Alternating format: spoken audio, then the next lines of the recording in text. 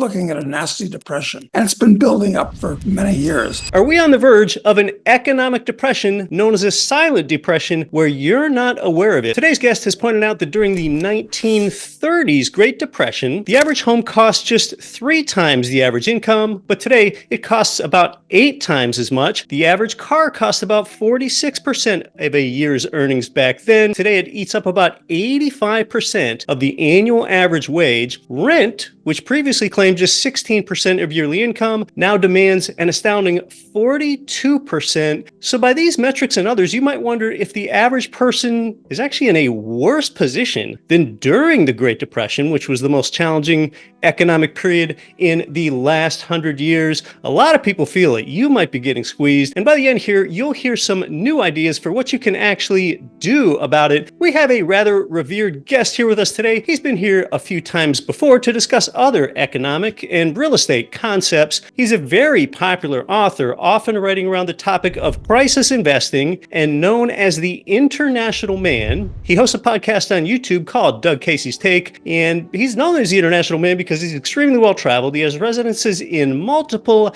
nations today. Hey, it's great to have back on GRE the incomparable Doug Casey. Thanks, Keith. It's a pleasure to be here. At the moment, I'm in Buenos Aires, where I've lived part of the year for a long time. Truly the International Man, living up to it today. Doug, I touched on housing to start with. We're generally a real estate show. Housing is one's biggest recurring expense in life, unless it's taxes. But today, I actually think it's a valid question. Is real estate cheap in the United States? Is it adequately priced or is it overpriced? Now, depending on how you slice it, the median U.S. home value is $450K. But if your mind shoots right to dollars like that when you consider valuation, I mean, the dollar has been debased so much that it's a pretty poor measuring stick. I know you like gold. A bar of gold is the same today as it was 100 years ago and 1,000 years ago. And today it takes about 40% fewer ounces of gold to buy a home today than the long-run 100-year average. So what we just did there is we got rid of dollars. We compared the relative cost between two real assets, gold and real estate. You brought up a really good point in one of your articles, though. I think it's a better way to measure the cost of housing. As a percent of one's income, it takes 2.5 times to 3 times as much of that annual income to own a home or rent a home today than it did in the 1930s. So when we think about housing cost, what are your thoughts? When you buy something, you buy it for cash. In the U.S., when you buy something, it's usually for a mortgage. And the old saying, I'll give you the price you want if you give me the terms I want. Right. Not quite as attractive as it was just a while ago, where the average mortgage now, 30-year mortgage fixed in the U.S. is 7%, and for a while it was 8%. What do I think of the price of housing in the U.S.? Well, that's where most of your listeners live. First of all, housing is not, in my opinion, an investment. It's a consumer good. It's a very expensive consumer good. You have throwaway consumer goods like toothbrushes, longer-lived consumer goods like a suit of clothes, longer yet like a car, and a house is just a longer-lived consumer good.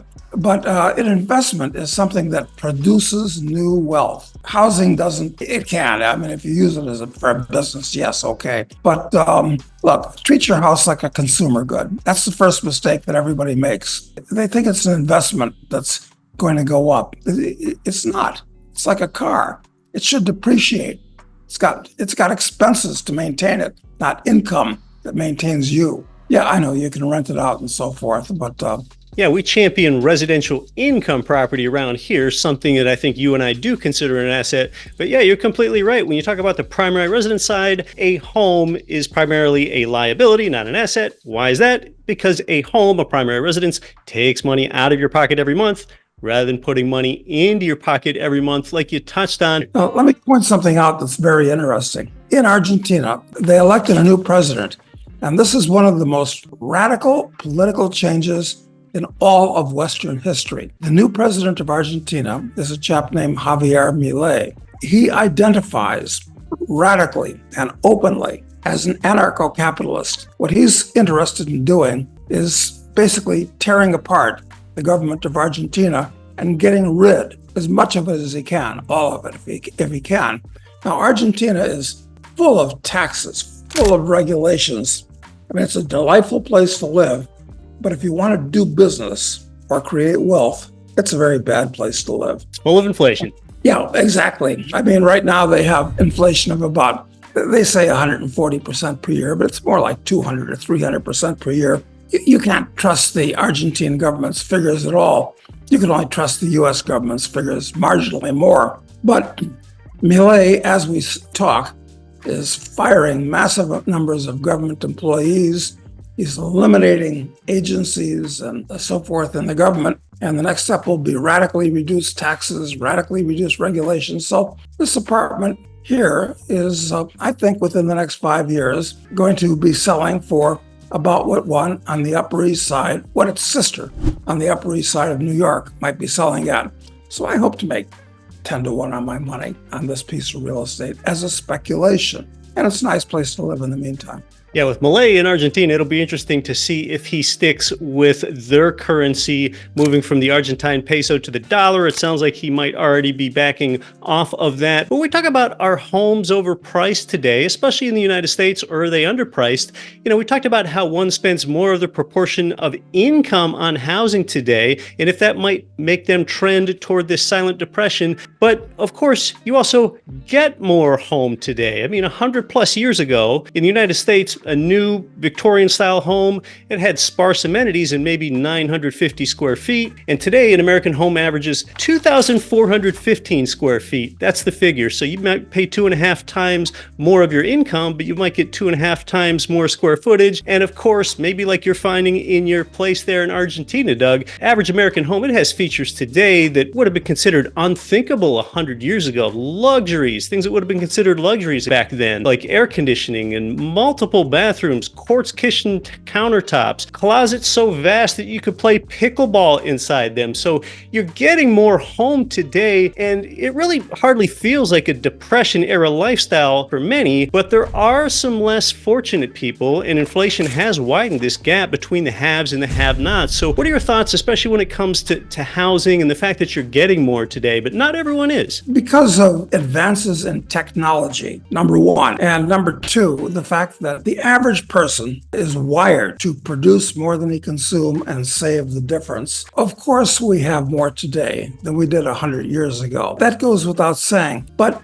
it doesn't seem that way because even though workers are more productive than they were in the past, everything is financed with debt today. And people talk about inflation as if it's just part of the cosmic firmament. It just happens. It doesn't happen.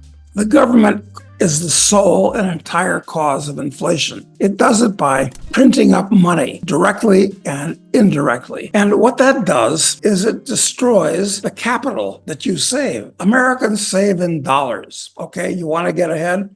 You produce more than you consume and you save the difference in dollars. But when the government destroys those dollars through inflation, your standard of living goes down. Now, that's been disguised through debt. It used to be that when you bought a house, you paid cash for it. Then many years ago, it started out with a 5-year mortgage with 20% down. Now we're talking about 30-year mortgages so that you really never own your home. Inflation is the real problem. It destroys capital. It destroys people's standard of living. The standard of living, generally speaking, in the U.S. is going down. It's disguised by the fact that when you borrow money, you're either taking capital that people have saved in the past and you're using it for consumer goods now, or you're mortgaging your future for a higher standard of living today. But all the debt we have in the U.S., I think, is unsustainable. And we could have either a credit collapse if they don't create money fast enough, or if they raise interest rates too high, or we could have a something resembling a hyperinflation like we have down here in Argentina. Either way, it's going to be very, very bad news, because in an advanced industrial society like the U.S., to poison the money supply with inflation is asking for economic catastrophe. So I think what we're looking at over the next 10 years, and this is true for a number of reasons, not least of them, is the fact that Americans have elected in Washington people that are the equivalent of Jacobins during the French Revolution.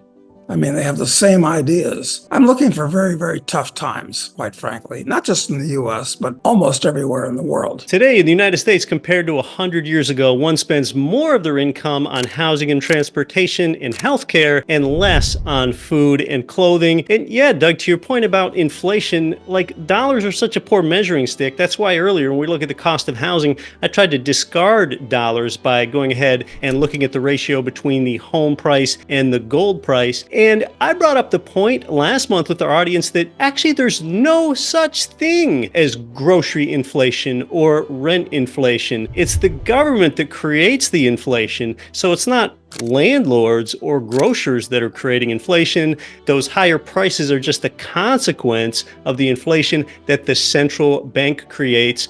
And that's creating this erosion of the middle class, because those in the lower middle class and the poor, they don't have assets that benefit from the inflation, yet they have the same fixed consumer costs that we're talking about here, like housing, transportation, healthcare, food, and clothing. So talk to us some more about the problem in the government and how that could help lead us toward a silent depression. I know you brought up the point that the U.S. government is running embedded deficits of $2 trillion per year, and that number is going to go much higher, if only because the interest cost alone is $1 trillion per year. Yeah, people have to stop looking at the government as being their friend. It's not. It's a predator. It's a dead hand on top of society. It's certainly not a cornucopia, which is the way most people seem to see the government. The government will give them stuff. Right. The government will do stuff. No, it doesn't. The government produces absolutely nothing that it doesn't take away first from society as a whole. So people have to stop looking at the government as a friendly big brother. It's more like increasingly the kind of big brother that you might have discovered in George Orwell's 1984. And go back to the values, moral values, social values, type of thing that this country had 200 years ago when it was founded. I mean, that's my answer to the question. And the money, the dollar itself is a floating abstraction. It's a fiat currency. It's an IOU nothing on the part of a bankrupt government, which can't even tax enough to give the money value. It just prints up more money and people out of inertia accept them. Well, there's nothing else they can use to trade. Look, we should go back to gold as being money, not even a gold-backed currency. A currency is money. It's just a medium of exchange and a store of value. You don't need to insert the government and a central bank in between you and what you do with your fellow citizens in a country.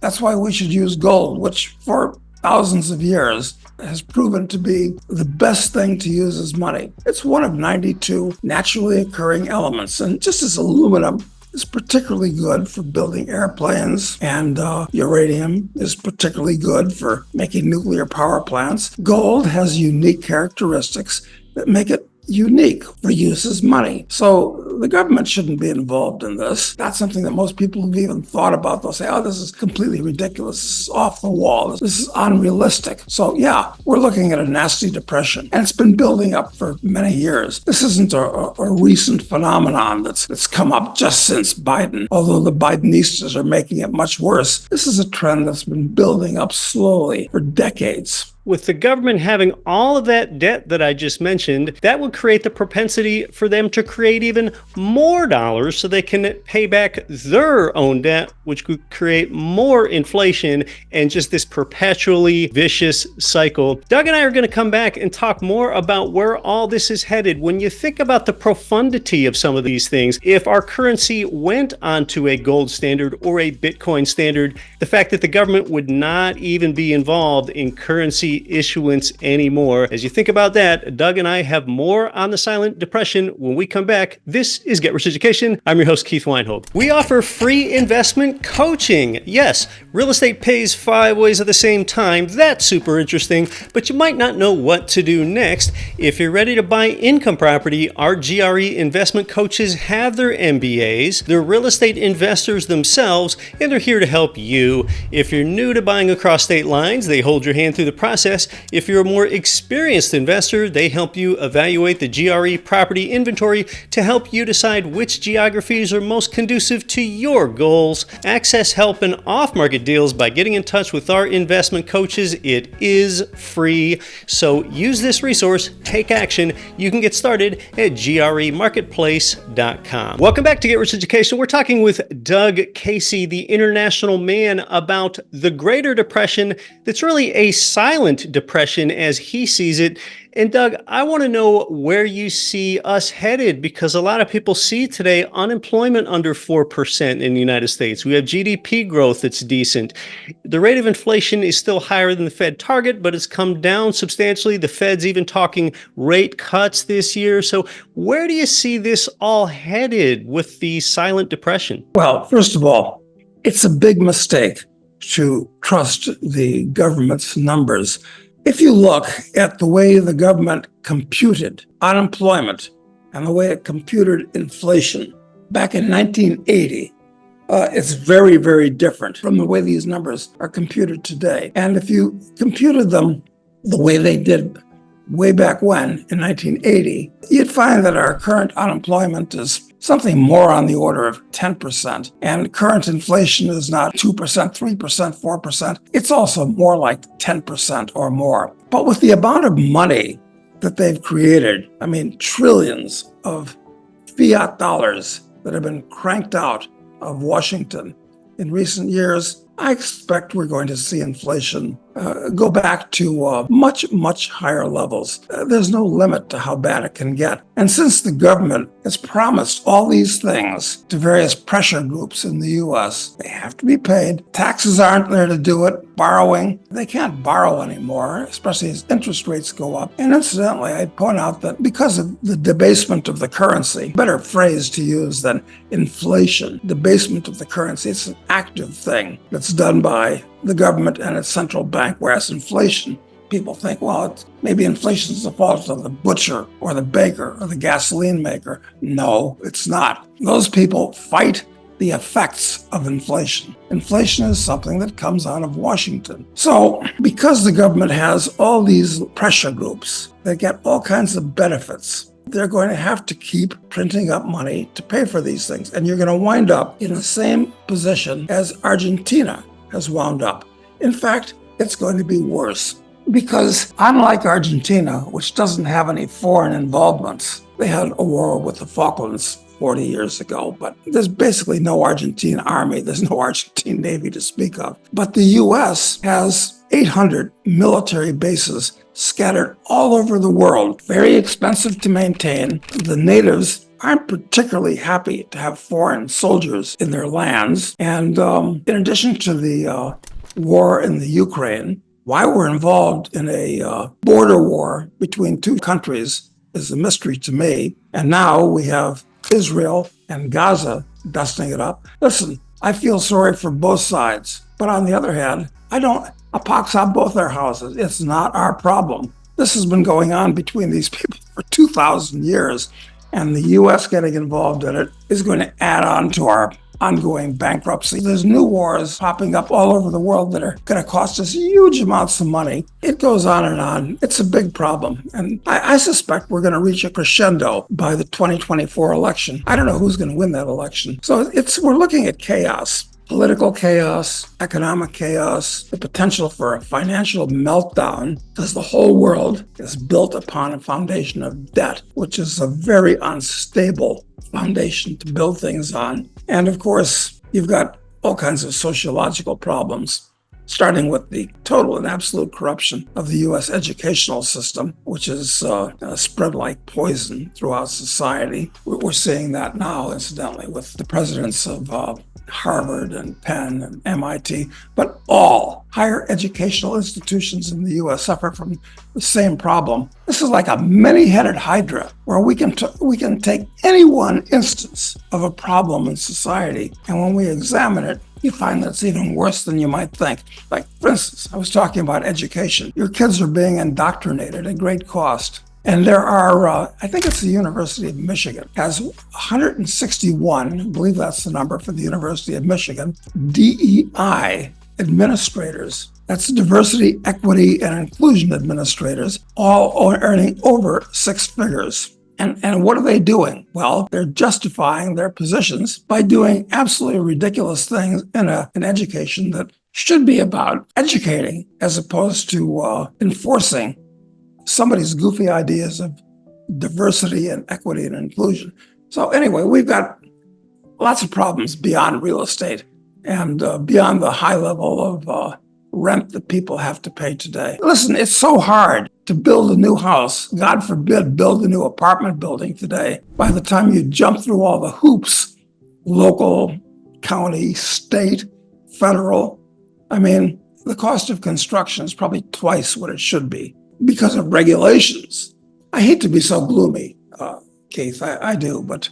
Well, there's a lot there. When we talk about diversity, we're in an era where people are very conscious of that, but a lot of people think of it with regard to race or gender or perhaps religion. But I like to champion diversity of thought as well. And then when it comes back we don't have any of that anymore. Yeah, that's for sure. When it comes back to the root of productivity, I think that's really important because whether the government gives away money to programs in the United States or outside the United States to Ukraine or Israel, whether you believe in that or not, and a lot of the giveaways have been in the hundreds of billions of dollars to those nations, we're now running a national debt of over $34 trillion. And my point is the United States doesn't produce as much as they used to. However, the United States produces a lot of dollars and a lot of debt. And when the government has giveaways, either domestically or internationally, a productive person is the one that has to end up paying for that. So, Doug, we think about a lot of the problems out here, much of it coming back to the root of inflation. Why don't you tell us more about what can be done? In fact, I know you have a practical, common sense way where you don't save in dollars. You and I have talked before about how real estate or gold can give you a hedge or even help you profit against inflation. But you've talked about the importance of real material things like food that you can store or light bulbs that you can put away or tools that you can use because you're also not taxed on those sorts of things. So can you tell us more about that? Well, there was a book written years ago, and it's still available on Amazon by an old friend of mine named John Pugsley. And the book's name was The Alpha Strategy. The point that John made in that book was that rather than trying to save in dollars, you should save in things that have a long shelf life that you're going to need and use. So for instance, if light bulbs, common thing, they burn out. If you wait until there's a sale on light bulbs, get them cheap, buy them in quantity, buy them extra cheap, put them aside, you're not going to have to buy a light bulb forever. Whereas if you don't plan ahead and do it that way, if your light bulb burns out, you don't have one,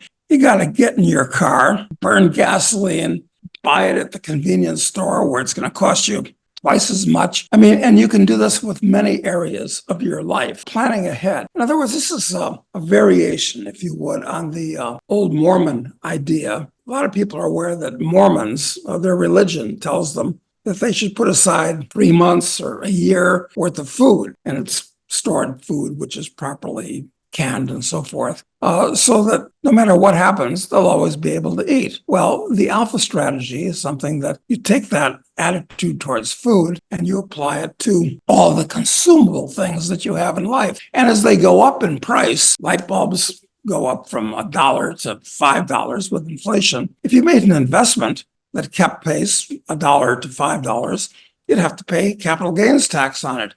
But you don't on the consumable that you put aside. So, I mean, this is just one of a number of strategies that you can use to counter the effects of currency debasement. Yeah, I love that as a strategy on what you can do. You are not taxed on the gain in price or value of an entire pallet of food or tools like a tractor or ladder or table saw. So it's a really elegant way to beat inflation. Doug, I have an idea, and it might not be one that you heard before. It might even make the listener laugh a little bit here. I have an elegant way to beat inflation and improve your quality of life at the same time. And it's something really simple. And that solution is to spend your money. It's an elegant way to beat inflation and improve your quality of life at the same time. If a Mediterranean cruise for you and your wife is going to cost $18,000 this year, and you think it's going to cost $22,000 next year, spend, beat inflation, and get an experience that you'll never forget. Now, as long as you've got something set aside already, spend. That's a way to beat it and live a better life. I can't argue with that, Keith, but on the other hand, it's wise to put aside capital for the future, because once you consume that cruise, the capital is not there anymore, and you may need it in the future. But this is one of the problems created by currency debasement. People start thinking in terms of live for today, because tomorrow we might die with their money. And that's not a good way to get wealthy, although it's true, you do beat some of the effects of currency debasement that way. Yeah, if there were no inflation, there would be less incentive to do something like that and spend. There'd also be less incentive to invest.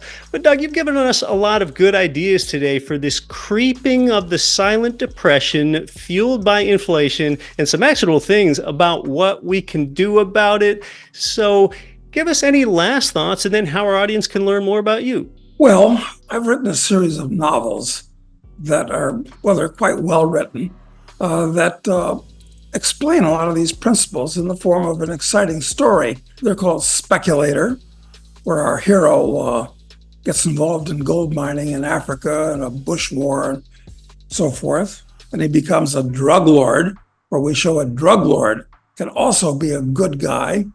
And then he becomes an assassin because he's so pissed off. There are 4 more novels to come. So I suggest people go on Amazon and pick up those 3 novels that are out there. That's one thing they should do.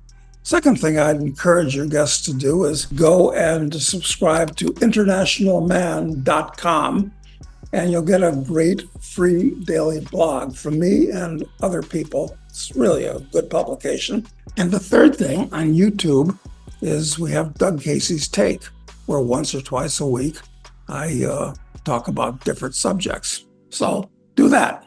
Well, Doug, though our subject is depression, our conversation has not been thoroughly depressing. So thanks so much for coming back onto the show. Nice to see you again, Keith. You can watch this one next.